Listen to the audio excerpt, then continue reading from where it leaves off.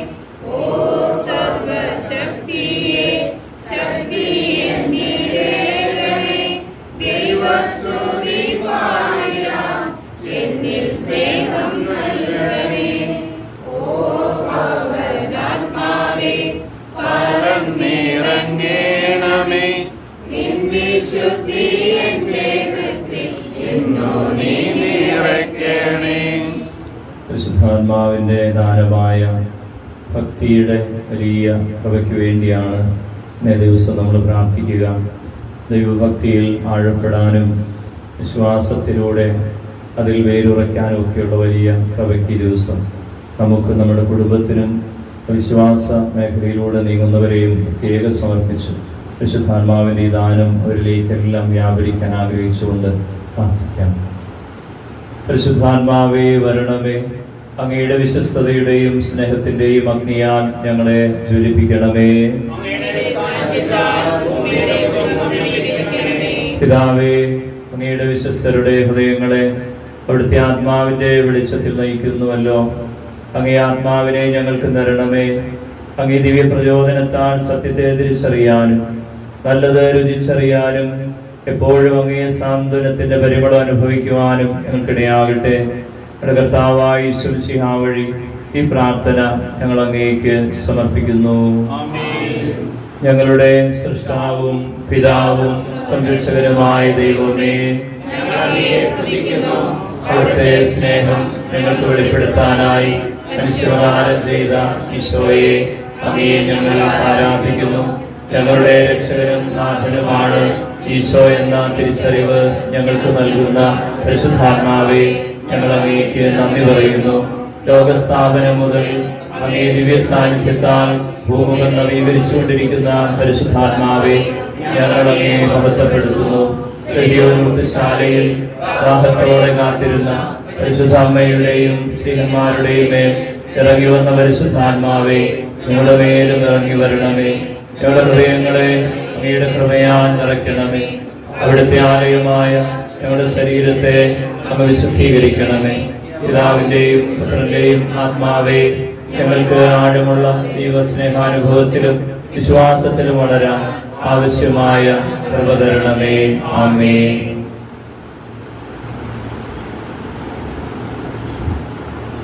വിശുദ്ധ പൗലോസ്ലീഹ റോമാക്കാർക്ക് എഴുതിയ ലേഖനം അധ്യായം 8:26 മുതലുള്ള തിരുവചനങ്ങൾ.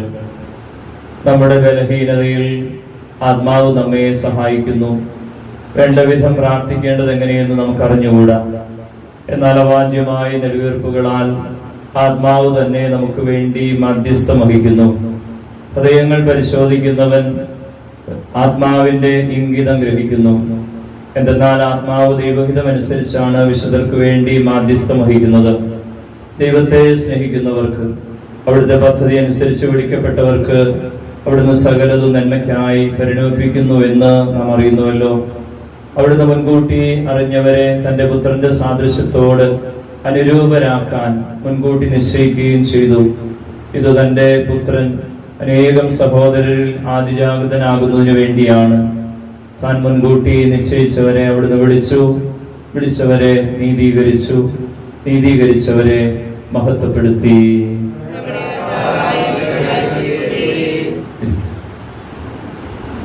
സ്നേഹമുള്ളവരെ, പരിശുദ്ധാത്മാവിൻ്റെ ദാനമായ ദൈവഭക്തിക്ക് വേണ്ടി നമ്മളിന്ന് കൂടുതൽ തീക്ഷ്ണതയോടെ പ്രാർത്ഥിക്കുമ്പോൾ പരിശുദ്ധാത്മാവിൻ്റെ ഈ വലിയ ഇടപെടല് നമ്മൾ ഓരോരുത്തരിലും വ്യാപരിക്കാൻ നമുക്ക് ആഗ്രഹിക്കാം, പ്രാർത്ഥിക്കാം. പരിശുദ്ധാത്മാവാണ് പ്രാർത്ഥിക്കാൻ നമ്മളെ പഠിപ്പിക്കുകയെന്ന് റോമാലേഖനത്തിലൂടെ പരിശുദ്ധാത്മാവ് തന്നെ പൗലോസ്ലീഹായിലൂടെ നമ്മയും പഠിപ്പിക്കുക. എങ്ങനെയാണ് പ്രാർത്ഥിക്കുകയെന്ന്, എന്താണ് പ്രാർത്ഥിക്കുകയെന്ന്, പ്രാർത്ഥനയിൽ എന്താണ് സംഭവിക്കേണ്ടതെന്നെല്ലാം തീരുമാനിക്കുന്നത് പരിശുദ്ധാത്മാവാണ്.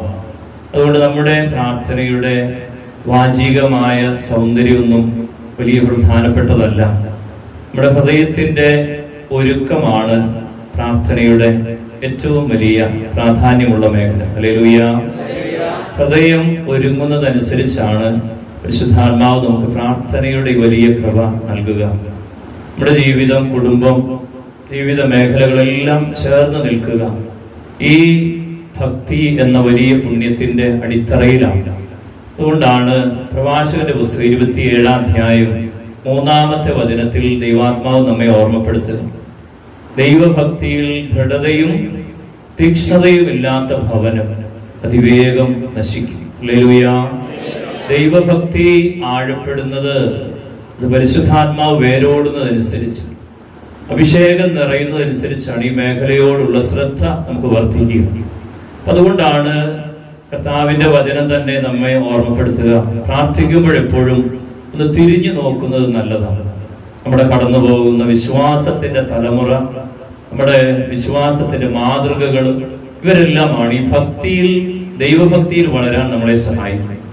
അബ്രാഹത്തെ കുറിച്ച്, മോശയെ കുറിച്ചും, നോഹയെ കുറിച്ചും അങ്ങനെ തുടർച്ചയായി ഒരുപാട് ഭക്തിയിൽ വളർന്ന, വിശ്വാസത്തിൽ ആഴപ്പെട്ട ജീവിതം എബ്രായ ലേഖനം 11-ാം അധ്യായം മുഴുവൻ ഓർമ്മപ്പെടുത്തുന്നത് അതാണ്. ദൈവഭക്തിയിൽ മനുഷ്യൻ വളരുന്നതനുസരിച്ച്, അവന്റെ വേര് അതിൽ ആഴപ്പെടുന്നതനുസരിച്ച് അവന്റെ ജീവിതം മാറുകയാണ്. പ്രതിസന്ധികളെല്ലാം അതിജീവിക്കാൻ അവൻ പ്രാപ്തനാവുകയാണ്. യഥാർത്ഥത്തിൽ പരിശുദ്ധാത്മാവ് വേരുറയ്ക്കുന്നതാണ് ദൈവഭക്തി എന്ന് പറയും. ഹല്ലേലൂയ. പ്രിയമുള്ളവരെ, അതുകൊണ്ട് ഈ വലിയ പുണ്യം നമ്മളിൽ ആഴപ്പെടാൻ നമുക്ക് ആഗ്രഹിക്കാം, പ്രാർത്ഥിക്കാം. പ്രഭാഷകന്റെ പുസ്തകം 2-ാം അധ്യായത്തിന്റെ 10-ാം വചനം പറയുന്നത്, കഴിഞ്ഞ തലമുറയെ പറ്റി നിങ്ങൾ ചിന്തിച്ചു നോക്കുക. ദൈവത്തിൽ ആശ്രയിച്ചിട്ട് ആരാണ് ഭഗ്നാശര? അവിടുത്തെ ഭക്തരിൽ ആരാണ് അവഗണിക്കപ്പെട്ടിട്ടുള്ളത്? വിളിച്ചപേക്ഷിച്ചിട്ട് ആരാണ് അവഗണിക്കപ്പെട്ടത്? വലിയൊരു ഓർമ്മപ്പെടുത്തൽ ദൈവവചനം തരികയാണ്. കർത്താവിനെ വിളിച്ചപേക്ഷിച്ച് അവിടുത്തെ ഭക്തിയിൽ ആഴപ്പെട്ട് വേരുറച്ച്, ജെറമിയ 17-8-ാം വചനം ഓർമ്മപ്പെടുത്തുന്ന പോലെ ആഴമുള്ള മനുഷ്യൻ, വിശ്വാസത്തിൽ ദൈവഭക്തിയിൽ ആഴപ്പെട്ട മനുഷ്യൻ, അവന്റെ വേര് ജലത്തിന്റെ ഉള്ളിലേക്ക്, അല്ലെങ്കിൽ ഓരത്ത് നഷ്ടപ്പെട്ട ആ മരം അതിന്റെ വേര് ജലത്തിലേക്ക് ഊഴ്ന്നു നിൽക്കുന്ന പോലെ അവൻ എന്നും തളിർത്തു നിൽക്കും. പുറമേ നോക്കുമ്പോ അവൻ ഒരുപാട് വിപരീത അനുഭവങ്ങളൊക്കെ ഉണ്ടാകും, പക്ഷെ അവന്റെ ഇല എന്നും പച്ചയായിരിക്കും. അവനെന്നും ഫലം പുറപ്പെടുവിച്ചുകൊണ്ടിരിക്കും. വരൾച്ചയിലും അവന് ഉത്കണ്ഠയില്ല, അവൻ ഫലം പുറപ്പെടുവിച്ചുകൊണ്ടിരിക്കും. വേനൽക്കാലത്തെ അവൻ ഭയപ്പെടുന്നില്ല, അവന്റെ ഇലകൾ എന്നും പച്ചയാണ്. ഭക്തിയിൽ ആഴപ്പെടുന്നത്, ഭക്തി വിശ്വാസം തന്നെയാണ്. നമുക്ക് പ്രാർത്ഥിക്കാം. ഞാൻ ഈ ദിവസം കണ്ട ഒരു വീഡിയോ ഓർക്കുകയാണ്. ഇരട്ട കുഞ്ഞുങ്ങൾ അമ്മയുടെ ഉദരത്തിൽ കിടക്കുകയാണ്. ഒരു കുഞ്ഞ് മറ്റേ കുഞ്ഞിനോട് ഇങ്ങനെ പറയുകയാണ്, ഇതാണ് നമ്മുടെ ലോകം, ഇതിന്റെ പുറത്തേക്ക് തീരുന്നതോടെ നമ്മൾ തീരും. ഇവിടെ നിന്ന് ഈ അമ്മയോട്, അല്ലെങ്കിൽ ഈ ആയിരിക്കുന്ന അവസ്ഥയിൽ നമ്മുടെ പൊക്കിൾ കൊടിയിൽ ചേർന്ന് നിൽക്കുന്ന ഈ വലിയ ട്യൂബുണ്ടല്ലോ, ഇതാണ് നമ്മുടെ ജീവൻ പിടിച്ചു നിർത്തുന്നത്. ഇത് മുറിക്കപ്പെടുന്ന ഒരു ദിവസം വരും, നമ്മൾ ഇതിന്റെ പുറത്തേക്ക് ഇറങ്ങുന്ന ദിവസം. അന്നുകൊണ്ട് നമ്മുടെ ജീവിതം തീരും. അപ്പോൾ മറ്റേ കുഞ്ഞ് അവനോട് തിരിച്ചു പറയും, അല്ല, അങ്ങനെയല്ല, നമുക്ക് ഒരമ്മയുണ്ട്, ആ അമ്മ നമ്മളെ സൂക്ഷിക്കുന്നുണ്ട്. ഇവിടെ നിന്ന് നാം പുറത്തു വന്നാലും അമ്മയുടെ കരങ്ങളിൽ നാം സൂക്ഷിക്കപ്പെടും. അപ്പൊ മറ്റേ കുഞ്ഞ് പറയുക, അമ്മയോ, അങ്ങനെയൊന്നൊന്നുമില്ല, നമ്മൾ ഇവിടെ നിന്ന് പോരുന്നതോടെ നമ്മുടെ ജീവിതം തീരും. പ്രിയമുള്ളവരെ, ഒരു കഥ പോലെ പങ്കുവെക്കപ്പെടുന്നതാണ്. എന്നിട്ട് ആ കുഞ്ഞ് പറയുന്നത് ഇങ്ങനെയാണ്, ഇവിടെ നിന്ന് നാം മുറിക്കപ്പെടുന്ന ദിവസം നമ്മുടെ ജീവിതം തീരും. അപ്പോൾ മറ്റേ കുഞ്ഞ് പറയും, അമ്മ അതിനൊരു മറുമരുന്ന് സൂക്ഷിച്ചിട്ടുണ്ടാകും. അമ്മ എന്ന് പറയുന്ന ഒന്നിനെ കുറിച്ച് നമ്മൾ അറിഞ്ഞിട്ടില്ലല്ലോ, അല്ലെങ്കിൽ നമുക്ക് കാണാൻ പറ്റുന്നില്ലല്ലോ. അപ്പോൾ ഈ വിശ്വാസത്തോടെ പറയുന്ന കുഞ്ഞ് പറയും, അമ്മ പുറത്തു വരുമ്പോൾ, നാം ഇതിന്റെ പുറത്തേക്ക് വരും, അമ്മ നമ്മളെ സൂക്ഷിക്കും, നമ്മളെ കെയർ ചെയ്യും. അതെല്ലാം വിശ്വാസമല്ലേ? അതൊന്നും ഉള്ളതാകൊള്ളാൻ ഒരു സാധ്യതയില്ലല്ലോ. കാരണം ഇവിടെ നിന്ന് പുറത്തു പോയ ആരും തിരിച്ചിങ്ങോട്ട് വന്നിട്ടില്ലല്ലോ. പ്രിയമുള്ളവരെ, ഇരുന്ന് ചിന്തിച്ച് കടന്നു പോകുമ്പോൾ ഈ ജീവിതം പോലെ തന്നെ തോന്നുകയായിരുന്നു അവരുടെ സംസാരം. ഇതിൻ്റെ അപ്പുറത്തേക്ക് ചിന്തിക്കാൻ പറ്റാത്ത രീതിയിൽ നിൽക്കുന്ന മനുഷ്യന്റെ അവസ്ഥ ഇതൊക്കെ തന്നെയാണ്. അപ്പുറത്തേക്ക് ചിന്തിക്കാൻ പറ്റാം. ഇതാണെല്ലാം, ഇത് തീരുമ്പോൾ എല്ലാം തീരും. കുഞ്ഞ് 9-ാം മാസം പുറത്തു വരുന്നത് വരെ അവന്റെ ഉള്ളിൽ അങ്ങനെ ഒരു പ്രതീക്ഷ മാത്രമാണ്. കുറെ പേര് പ്രതീക്ഷ സൂക്ഷിക്കുന്നു, വിശ്വാസമില്ലാത്തവരും ഉള്ളവരും ഒക്കെ. ഇതുപോലെ തന്നെ ആയിരിക്കും പ്രിയമുള്ളവരെ നിത്യതയിലേക്കുള്ള നമ്മുടെയൊക്കെ മുന്നോട്ടുള്ള യാത്രയും. വലിയൊരു ബോധ്യം നമ്മുടെ ഉള്ളിൽ, ഈ ദൈവഭക്തി എന്തിന്, വിശ്വാസത്തിന്റെ ആഴം എന്തിന് എന്നൊക്കെ ചോദിച്ചാൽ അതിൻ്റെയൊക്കെ ഉത്തരം എവിടെയാണ്? നിങ്ങൾ എബ്രായ ലേഖനത്തിൽ പറയുന്നില്ലേ, കാണപ്പെടുന്നവ ഉണ്ടെന്ന പ്രത്യാശ, ഉണ്ട് എന്ന ബോധ്യവും പ്രത്യാശയും, അതാണ് വിശ്വാസം. കാണപ്പെടാത്തവ ഉണ്ട് എന്ന ബോധ്യം, പ്രത്യാശിക്കുന്നവ ലഭിക്കുമെന്ന ഉറപ്പ്, അതാ വിശ്വാസം. അതിലേക്ക് നമ്മളെ സഹായിക്കുന്നതാണ് പരിശുദ്ധാത്മാവ്. അതുകൊണ്ടാണ് ആത്മാവുള്ള മനുഷ്യന്റെ ദർശനം ജഡത്തിന്റെ ദർശനം പോലെയല്ല, വ്യത്യസ്തമാണ്. 1 കൊരിന്തോസ് 2:14 പറയുന്നില്ലേ, ലൗകിക മനുഷ്യന് ദൈവാത്മാവിന്റെ ദാനങ്ങൾ ഭോഷത്വമാണ്. എബ്രായ ലേഖനത്തിൽ ഇത് തന്നെ വിശ്വാസത്തെ ചേർത്ത് വെച്ച് 11:24-25 വചനങ്ങളൊക്കെ പറയുന്നു. മോശ എങ്ങനെയാ പിടിച്ചു നിന്ന്? അദൃശ്യനായവനെ ദർശിച്ചാൽ എന്ന പോലെ വിപരീത അനുഭവങ്ങളിലെല്ലാം അവൻ പിടിച്ചു നിന്നുവെന്നാണ്. അദൃശ്യനായവനെ ദർശിച്ച് അവൻ പിടിച്ചു നിന്നുവെന്ന്. ഈ എസ്തപ്പാനോസ് എന്ന ആദ്യത്തെ രക്തസാക്ഷിയെ കുറിച്ച് നടപടി പുസ്തകത്തിന്റെ 7:53-54 വചനം വായിക്കുമ്പോൾ പറയും, കല്ലുകൾ വന്ന് അവന്റെ മേൽ വീഴുമ്പോൾ എല്ലാവരും കാണുന്നത് അവന്റെ മരണമായിരുന്നെങ്കിൽ അവൻ കണ്ടുകൊണ്ടിരുന്നത് സ്വർഗം തുറന്നതും മാലാഖമാര് കയറുന്നതും ദൈവദൂതന്മാരെയും ഈശോ ആരോഹിതനായിരിക്കുന്നതും ഒക്കെ അവന്റെ ദർശനം. ആത്മീയ മനുഷ്യന്റെ കാഴ്ചപ്പാട് ഈ ലോകത്തിന്റെ കാഴ്ചപ്പാടല്ല, വ്യത്യസ്തമാണ്. ആത്മാവിന് വലിയ വെളിച്ചം അതിൻ്റെ ഉള്ളിൽ നിവേശിപ്പിക്കും. പ്രാർത്ഥിക്കാം. ആത്മീയ വളർച്ചയാണ് ഈ ജീവിതത്തിൽ നമുക്ക് കരുത്തായി മാറുക. ബാക്കിയെല്ലാം നമ്മളെ ഈ ലോകത്തിൽ തീർത്ത് കളയുന്നത്. ഈ സങ്കീർത്തനം 14:1 വചനം പറയുന്നില്ലേ, എനിക്ക് മുകളിൽ ദൈവമില്ല എന്ന് ഭോഷൻ തൻ്റെ ഉള്ളിൽ പറഞ്ഞു. ലൂക്കാസ് സുവിശേഷത്തില് 12-ാം അധ്യായത്തിന്റെ 20-ാം വചനത്തിൽ ഈശോ മറ്റൊരുവനെ ഇതുപോലെ ഒരു ഭോഷൻ എന്ന് വിളിക്കുന്നുണ്ട്. ഞാൻ എൻ്റെ സമ്പത്തെല്ലാം സമൃദ്ധിയായി എനിക്ക് കിട്ടിയ ആത്മാവെ നീ തിന്നുകൂടിച്ച് ആനന്ദിക്കുക എന്ന് പറഞ്ഞ മനുഷ്യനോട് അവന്റെ ആത്മാവിനെ തിരിച്ചാവശ്യപ്പെടുമെന്ന് പറയുമ്പോൾ അവന് കൊടുക്കുന്ന കർത്താവിന്റെ വചനം ഇങ്ങനെയാണ്, ഭോഷ ഈ രാത്രി എൻ്റെ ആത്മാവിനെ നിന്നിൽ നിന്ന് ആവശ്യപ്പെടും. എന്നിട്ട് പറയുന്ന ഇങ്ങനെ, തനിക്ക് വേണ്ടി സമ്പാദിച്ചുകൊണ്ടിരിക്കുന്നു, ആത്മാവിനെ അവഗണിച്ച് ശരീരത്തിന് വേണ്ടി സമ്പാദിച്ചുകൊണ്ടിരിക്കുന്നു ഭോഷൻ. അതുകൊണ്ട് ദൈവത്തെ മറക്കുന്നവര്, ആത്മീയ വളർച്ചയെ തടസ്സപ്പെടുത്തുന്നവരൊക്കെ സുവിശേഷത്തിന്റെ കാഴ്ചയിൽ ഭോഷന്മാരാണ്. പ്രാർത്ഥിക്കാം. ഈ തലമുറയിൽ ഒരുപാട് ഈ തിന്മ പ്രവേശിച്ചുകൊണ്ടിരിക്കുക.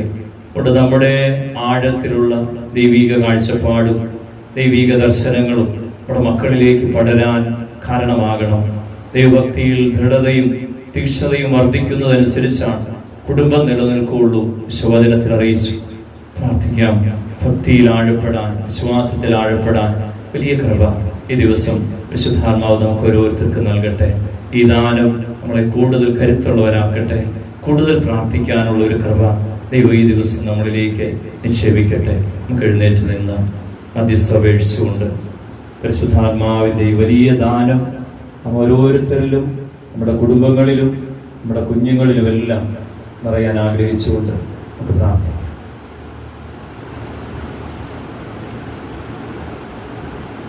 ദൈവഭക്തി എന്ന ദാനം നമ്മുടെ ഹൃദയങ്ങളിൽ ദൈവപിതാവിനോടുള്ള സ്നേഹം ജനിപ്പിക്കുന്നു. ഈ സ്നേഹത്തെ പ്രതി അവിടുത്തേക്ക് സമർപ്പിക്കപ്പെട്ട സകലരെയും പരിശുദ്ധ അമ്മയെയും വിശുദ്ധരെയും വിശ്വാസികളെയും സഭയെയും സഭാധികാരികളെയും ഭരണാധികാരികളെയും നമ്മൾ സ്നേഹിക്കുകയും ബഹുമാനിക്കുകയും ചെയ്യുന്നു. ഭക്തിയുള്ള ഒരു വ്യക്തിക്ക് ഭക്താനുഷ്ഠാനങ്ങൾ ഒരിക്കലും ഭാരമാകുന്നില്ല, മറിച്ച് അതൊരു ആനന്ദ അനുഭവമായി മാറുന്നു. ഇത് പ്രാർത്ഥിക്കാം. നമ്മൾ ആവശ്യപ്പെടുന്നതെല്ലാം സമൃദ്ധിയിൽ നൽകാൻ കഴിയുന്ന പരിശുദ്ധാത്മാവിനോട് ഓ എൻ്റെ ജീവനെ, ഭക്തിയുടെ സ്രോതസ്സേ, എന്നിൽ വന്ന് നിറയണമേ എന്ന് പ്രാർത്ഥിക്കാം.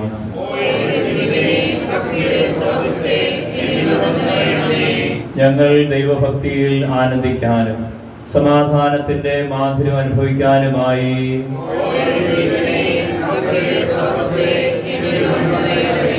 ആത്മാവിലും സത്യത്തിലും ദൈവത്തെ ആരാധിക്കുന്നവരായി എന്നും നിലകൊള്ളുവാൻ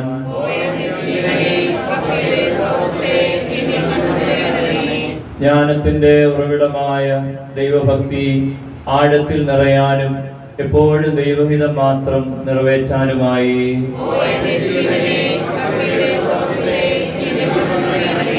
ബലഹീനതയിൽ ശക്തി പകരുന്ന പരിശുദ്ധാത്മാവിനെ എപ്പോഴും കൂട്ടുപിടിച്ച് ജീവിക്കാനായി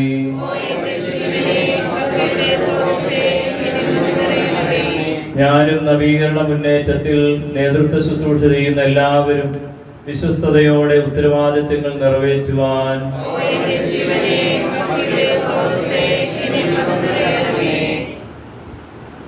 സ്വർഗസ്ഥനായ പിതാവിനെ നമുക്ക് വിളിച്ചപേക്ഷിക്കാം. സ്വർഗസ്ഥനായ ഞങ്ങളുടെ പിതാവേ,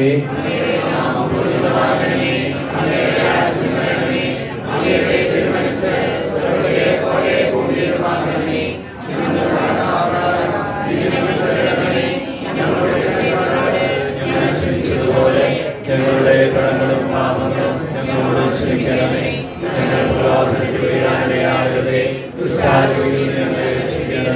എന്തുകൊണ്ടെന്നാൽ രാജ്യവും ശക്തിയും മഹത്വവും എന്നേക്കും അങ്ങയുടേതാകുന്നു. ആമേൻ. പരിശുദ്ധ അമ്മയോടുള്ള പ്രാർത്ഥന നമുക്കൊന്ന് ചേർന്ന് പ്രാർത്ഥിക്കാം. ഓ പരിശുദ്ധ മാതാവേ, എൻ്റെ അമ്മേ, എൻ്റെ പാപവഴികൾ ഉപേക്ഷിക്കുന്നതിനും ഈശോയുടെ രക്തത്താൽ ശുദ്ധീകരിക്കപ്പെടുന്നതിനും പരിശുദ്ധാത്മാവിന്റെ ഫലങ്ങളാൽ അറിയപ്പെടുന്നതിനുമായി അമ്മ പ്രാർത്ഥിക്കണമേ. പാപത്താൽ കഠിനമാക്കപ്പെട്ട ഹൃദയം എടുത്തുമാറ്റി എസെക്കിയേൽ പ്രവാചകൻ വഴി വാഗ്ദാനം ചെയ്യപ്പെട്ട പുതിയ ഹൃദയം തരണമേ. അവർക്ക് ഞാൻ ഒരു പുതിയ ഹൃദയം നൽകും. ഒരു പുതിയ ചൈതന്യം അവരിൽ ഞാൻ നിക്ഷേപിക്കും. അവരുടെ ശരീരത്തിൽ നിന്ന് ശിലാഹൃദയം എടുത്തുമാറ്റി ഒരു മാംസല ഹൃദയം ഞാൻ കൊടുക്കും.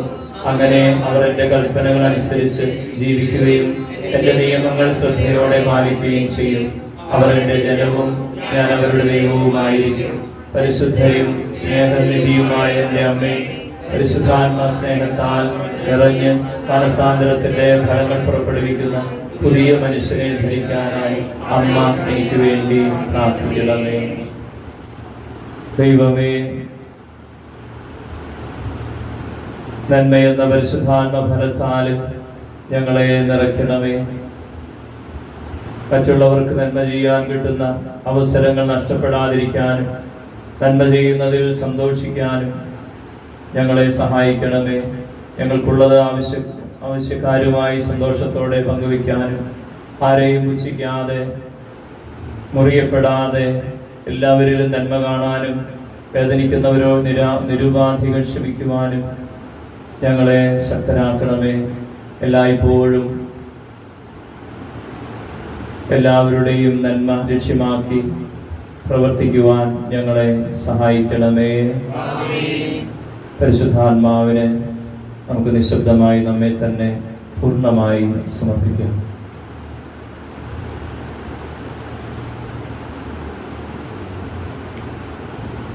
പരിശുദ്ധാത്മാവിനോട് ഉത്തിരിയ കർത്താവേ കനിയണമേ, ക്രിസ്തുവേ കനിയണമേ, കർത്താവേ കനിയണമേ, ക്രിസ്തുവേ ഞങ്ങളുടെ പ്രാർത്ഥന കേൾക്കണമേ, ക്രിസ്തുവേ ഞങ്ങളുടെ പ്രാർത്ഥന കൈക്കൊള്ളണമേ. സ്വർഗസ്ഥനായ പിതാവായ ദൈവമേ, ദൈവത്തിന്റെ പുത്ര ലോകവിമോചക പരിശുദ്ധാത്മാവായ ദൈവമേ, പരിശുദ്ധ ത്രിത്വമേ, ഏക ദൈവമേ, പിതാവിനും പുത്രനും സമനായ പരിശുദ്ധാത്മാവേ, പിതാവിന്റെ വാഗ്ദാനമായ പരിശുദ്ധാത്മാവേ, ലോകത്തിന്റെ മുഖം നവീകരിക്കുന്ന പരിശുദ്ധാത്മാവേ, പിതാവിന്റെ രൂപത്തിൽ യേശുവിന്മേൽ എഴുന്നള്ളി വന്ന പരിശുദ്ധാത്മാവേ, തീനാളത്തിന്റെ രൂപത്തിൽ ശിഷ്യന്മാരുടെ മേൽ വന്ന പരിശുദ്ധാത്മാവേ, ആദിമ ക്രൈസ്തവ സമൂഹത്തിൽ നിറഞ്ഞ പരിശുദ്ധാത്മാവേ, ഞങ്ങളെ നയിക്കണമേ.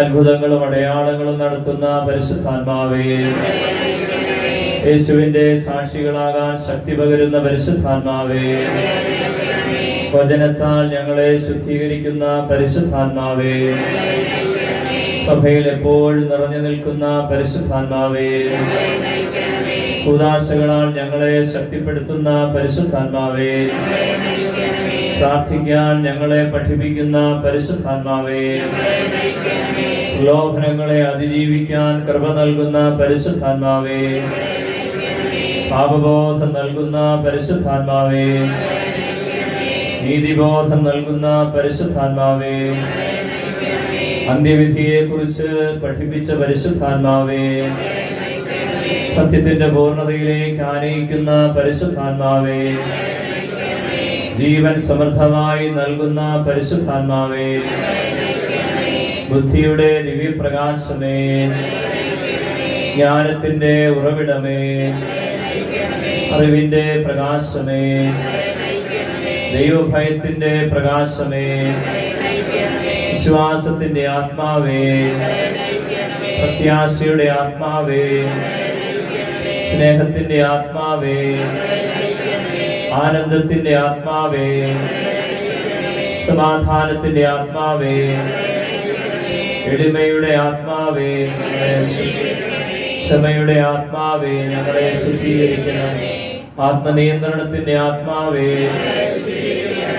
നന്മയുടെ ആത്മാവേ, കരുണയുടെ ആത്മാവേ, ഐക്യത്തിന്റെ ആത്മാവേ, വിശുദ്ധിയുടെ ആത്മാവേ, വിശ്വസ്തയുടെ ആത്മാവേ, സഭയുടെ സംരക്ഷക, ദിവ്യകൃപയുടെ ഉറവിടമേ, സഹനത്തിൽ ആശ്വാസമേ, നിത്യപ്രകാശമേ, ജീവന്റെ ഉറവയെ,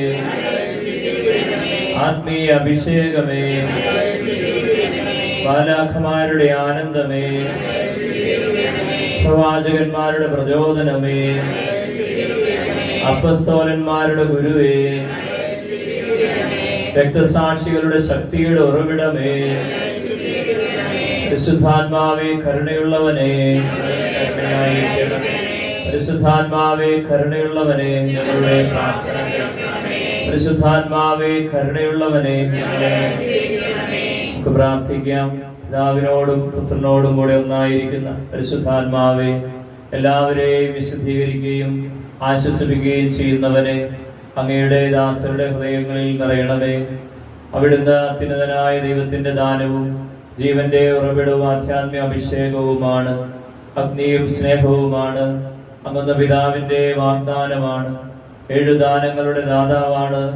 അങ്ങയുടെ ദാനങ്ങളും ഫലങ്ങളും കൊണ്ട് ഞങ്ങളെ സമ്പന്നരാക്കണമേ.